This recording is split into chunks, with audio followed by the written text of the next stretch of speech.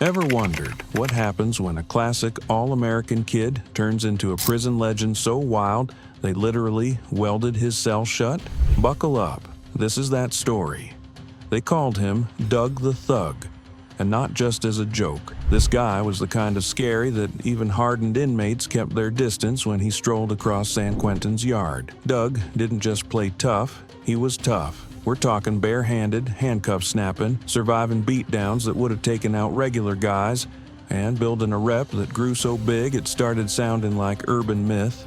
He was in for, well, pretty much everything. He worked as an enforcer for the Hells Angels.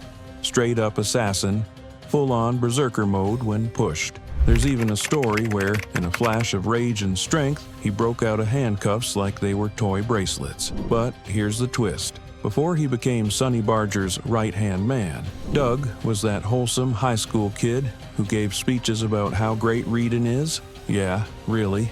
Sonny, who basically founded the Hells Angels Oakland chapter, wrote about Doug and called him the most violent SOB he'd ever met. That's saying something. Doug's journey from clean-cut golden boy to full-blown nightmare is the kind of thing that makes you question reality. Even when he died, some people straight up refused to believe it. To some, he was a legend.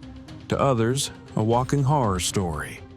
Either way, strap in, because this ride doesn't come with seatbelts. Before he was Doug the Thug, he was just Douglas Flynn Jr., a regular kid in the small town of Selma, California. Born in April 1946 in Fresno, he was the first kid of a working-class couple. They soon moved to Selma, where life looked like something out of a 1950s sitcom. Picture perfect, really. Birthday parties made the local paper, and swimming competitions turned him into a local star. He was that well-mannered, smart kid who gave heartfelt graduation speeches about why reading matters. But then, in 1959, everything changed. At just 12 years old, Doug crashed a homemade four-wheeler into a car at an intersection. The car's front wheel ran over both his legs. He survived, but something in him seemed to snap. He spent months in hospital beds, and folks who knew him say he was never quite the same after that. At 15, he vanished in the middle of the night without telling anyone, gone for days. When he finally came back, he didn't have much to say about it. People let it slide, but something felt off. Then, in 1962, Doug bounced back again. He got serious about swimming, collected trophies, and even got awards at his school's spring banquet. Teachers were proud. Classmates were impressed. On the outside, it looked like he was back on track. But underneath, something darker was bubbling up. By the time he finished school in a tiny class of just 20 students, it was clear Doug was smart and driven. His graduation speech was all about the power of education. But the years between that and 1967 saw a transformation no one could explain. From class sweetheart to someone who made prisons shake, Doug's story isn't just wild, it's almost too intense to believe. By the time photographer Irving Penn caught him on film, the transformation was complete. Doug stood there, decked out in Hells Angels patches, eyes like ice, no trace of the clean-cut honor student he used to be. What stared back at the camera wasn't just a biker, it was something else entirely. People who knew him called him a full-on berserker. Between 1964 and 1967, Doug went from being your classic small-town, all-American kid to a full-patch member of the Daly City chapter of the Hells Angels. And that 1967 photo series? It didn't just showcase the Angels, it introduced Doug the Thug to the whole country. Even ex-cons later spoke about him with this weird, hushed awe. Doug wasn't just part of the Angels, he was the guy other Angels feared. That sweet kid who once gave speeches about how important books were, he'd traded that in. Now, he preferred reading the fear in people's faces. His descent into infamy didn't just happen, it roared to life like a Harley at full throttle. In July 1967, he got hit with his first real arrest. It started off low-key, a simple traffic stop in Los Altos. The cop just wanted to check his muffler and rear view mirror. But then he ran Doug's name and, boom, an outstanding warrant popped up. When they searched him, they found 2 plastic baggies of weed in his pocket. Now, sure, that's small potatoes compared to what would come next, but it was the beginning of a long, messy rap sheet. A few months later, Doug was in San Mateo County Jail for the weekend. During a strip search, guards found stimulants stashed on him. Not exactly low profile. He also had a freshly inked Hell's Angels tattoo blasted across his chest, just in case anyone wasn't already terrified. Still, he wasn't done warming up. By December of that same year, Doug officially crossed the line into full-blown violence. At San Jose State, he and another angel attacked a group of anti-war protesters. Doug carried a baseball bat. His buddy brought a metal pipe. Angels, many of whom had military backgrounds, saw protesters as enemies, but let's be real. Beating up civilians isn't exactly heroic, and it kept escalating. In 1968, things got messy at Redwood City's one and only topless pool hall. Yep, that was an actual place. Out in the parking lot, Doug jumped a deputy from behind. The cop responded by introducing Doug to his partner, a police dog with no chill. Let's just say K9 units don't love surprises. Between a baton and a whole lot of canine teeth, Doug walked away with a broken hand. And still, the guy didn't learn. Then came January 1969, the darkest chapter yet. It started over something as dumb as a rude hand gesture at an intersection. Doug and some other angels flipped off a 21-year-old guy named Earl Hudson. Hudson gave it right back, not thinking much of it. He drove home and probably figured that was the end of it. It wasn't. Minutes later, the angels pulled up outside Hudson's house. They pounded on the door, shouting and demanding to be let in.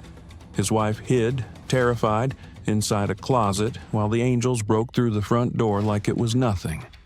Hudson tried to escape out back, climbing the fence, but someone, allegedly Doug, was waiting. He was shot point blank with a shotgun. Just like that, Doug's journey from small-town dream kid to outlaw nightmare hit a terrifying new low. Hudson never saw it coming. When the angels finally smashed their way through the front door, Hudson bolted out the back. He almost made it too. Almost. But as he tried to scale a backyard fence, they caught him. They didn't kill him right away. Instead, they dragged him back toward the house. And then, in a cold, brutal moment, someone raised a shotgun and fired. Point blank. In the back. It was supposed to be the end of him. But somehow, miraculously, Hudson lived. Surgeons at Alexian Brothers Hospital pulled 47 shotgun pellets from his body. They had to remove his gallbladder, chunks of his stomach, part of his liver, large intestine too. It was the kind of internal demolition most people wouldn't walk away from. But Hudson did. And more importantly, he could name the shooter. Doug the Thug had failed the one thing outlaw logic demanded: never leave a witness. Police wasted no time. They hit 4 separate Hell's Angels hangouts in rapid succession. And where did they find Doug? Just casually posted up in Menlo Park, like nothing had happened. No panic, no hiding, just the swagger of someone who thought reputation was armor. Maybe he believed he was untouchable, or maybe he just couldn't imagine what was coming next. Facing attempted murder charges, Doug pulled a classic wild card. He pleaded not guilty by reason of insanity. On February 14, 1969, both Doug and a fellow angel named Santos entered not guilty pleas. But Doug took it a step further, adding that extra twist, insanity. And suddenly, the story shifted from courtroom drama to psychological thriller. The court took it seriously. Too seriously, some might say. They brought in the experts, 3 psychiatrists, 3 completely different takes. Dr. John Peshaw said Doug wasn't faking it. He was the real deal. According to Peshaw, Doug ranted about being haunted by his dead father. Said a ghost followed him around, told him what to do, even told him to hurt himself. It follows me all the time. It's my father. It tells me everything I do. It told me to cut myself. Dr. Marvin Shore, on the other hand, said Doug was completely sane. No signs of psychosis. Just a biker playing the system.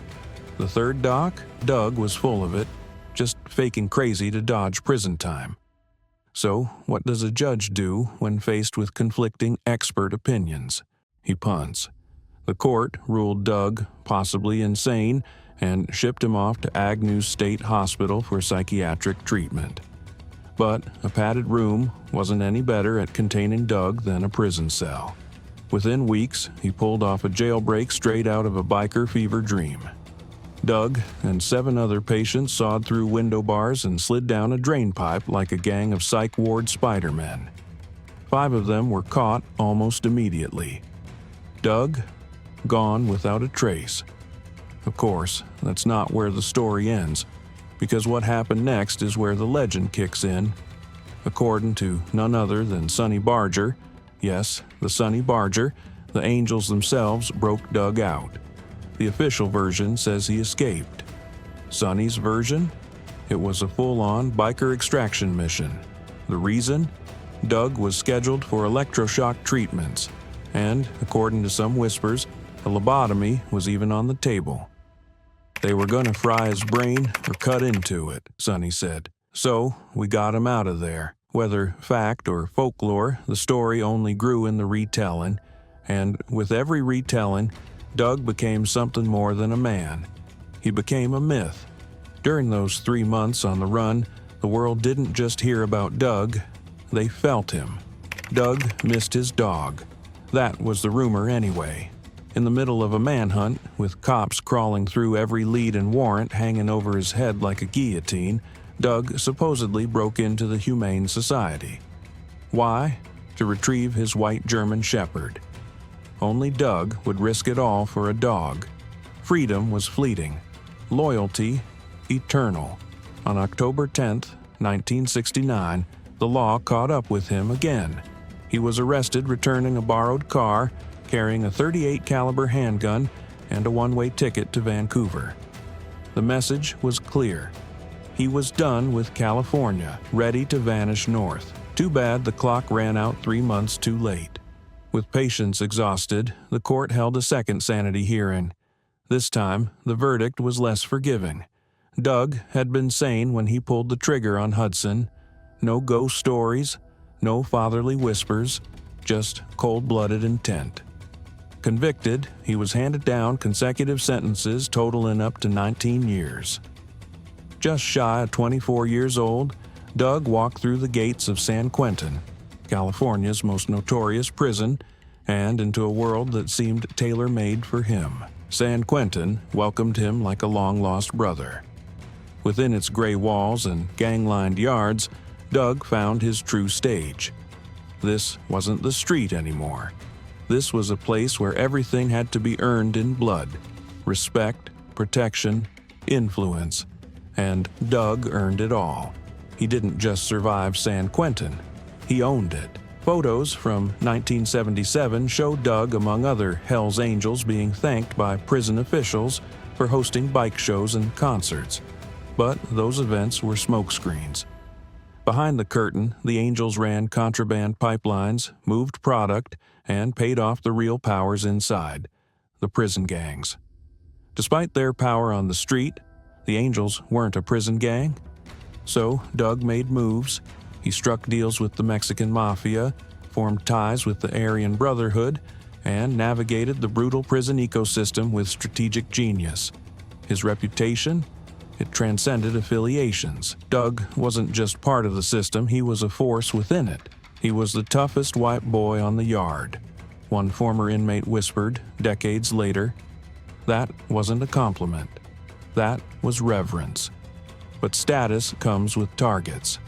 In one infamous brawl, several black guerrilla family members jumped him in the yard. They gouged out a baseball-sized chunk of muscle from his leg. Doug survived, barely, but he didn't retaliate. He didn't need to. The silence spoke louder than vengeance. his myth only grew. Doug became a symbol, equal parts warrior, guardian, and ghost. His presence, whether on the yard or in a cell, brought a mix of fear and awe. His violence was always strategic, never sloppy, and his restraint, even more terrifying than his rage. Eventually, even San Quentin couldn't cage his legend. In the early 80s, Doug surfaced at the Sturgis Motorcycle Rally, fresh from prison, riding the edge of infamy. Witnesses say he walked down Main Street with that unmistakable prison swagger, and the crowd split around him like water around stone. The street parted like the Red Sea, one biker said, almost like a prayer. No one dared cross him. No one questioned his right to be there. Doug had earned that respect the hard way, with scars, silence, and sheer force of will. Doug was more than a man. He was a contradiction wrapped in leather and steel. He could be savage. He could be strategic. He followed outlaw codes but rewrote them in blood. While others bragged, he let reputation speak. And in the brutal ecosystem of prisons, biker wars, and backroom deals, his name meant something final. Doug the Thug. The last outlaw some outlaws feared. That's one hell of a finale, equal parts myth and tragedy. Here's the final stretch of Doug's saga, shaped in the same gritty, immersive narrative style, with a touch of poetic fatalism to underscore how deep the legend runs. Between extremes, he built a myth. Not just a man, but a persona, one tough enough to outlive flesh and blood. By 1985, Doug walked out of prison once again, back on the street, eyes forward, but never far from the shadows behind him. This time, he wasn't drifting. He planted himself strategically in Oakland, directly across the street from Sonny Barger, the legendary president of the Hells Angels. He'd transferred chapters, too, from Daly City to Oakland, the heart of Angel operations. If outlaw life had a throne, Doug now sat within spitting distance. But freedom, for Doug, was a temporary state. In May 1985, the feds launched Operation Rough Rider, a full-court press against the Hells Angels national drug network. 125 arrests shattered the club's infrastructure from coast to coast. Doug wasn't spared. A firearm was found in his truck. A felon with a gun meant one thing: back to prison. The gavel dropped. 6 years in Lewisburg Federal Penitentiary, Pennsylvania. Behind new bars, old demons waited. According to George Christie, Doug picked up a heroin habit, a common coping tool among lifers. Needles, nods, numbness. Inside, rules blurred. Outside, people judged. But who was going to tell Doug the Thug what he could or couldn't do? He wasn't just respected, he was feared. But even fear has limits. On June 26, 1986, the legend ended quietly. No standoff, no violence, no final fight. Doug overdosed in his cell, alone, unwitnessed. There was nothing shady about it, Christie recalled. No hot shot, no setup, just Doug. And that's where the controversy began. Doug had broken club rules, hard. No heroin. It wasn't just frowned upon, it was a line in the sand. A faction of angels didn't want to grant him an official funeral. They argued that violations disqualified him from the honors. But others saw it differently. They remembered the beatings, the wars, the loyalty, the legacy. Doug had shed blood, served time, and struck fear across 2 coasts. To them, his contributions outweigh his demons. And somewhere in the laughter echoing through grief, a joke took root. Maybe we better give him a funeral, just in case he's not really dead. Because with Doug, you never knew. On August 7, 1986, Doug was laid to rest in Oakland's Evergreen Cemetery. Not among the public, but in the sacred ground reserved for fallen angels. A warrior's burial. He was 40 years old, but his legend was ageless. Rumors didn't die with him. They multiplied. Some claimed he never OD'd, that the FBI faked his death, and Doug now sat in some black site cell in Colorado with the door welded shut. Truth? Fantasy? It didn't matter. The fact that people believed such things only proved Doug's mythic gravity. He had become bigger than death. His psychological impact outlived the man. Doug was a dream to many, Christie said, and I'm sure a nightmare to a lot of others. Once a small-town swim champ, then an outlaw titan. He died alone, but his name echoes in outlaw folklore, whispered in reverence, fear, and awe. Wherever iron bars clink, engines roar, and rules bend beneath reputations too large to fit in coffins.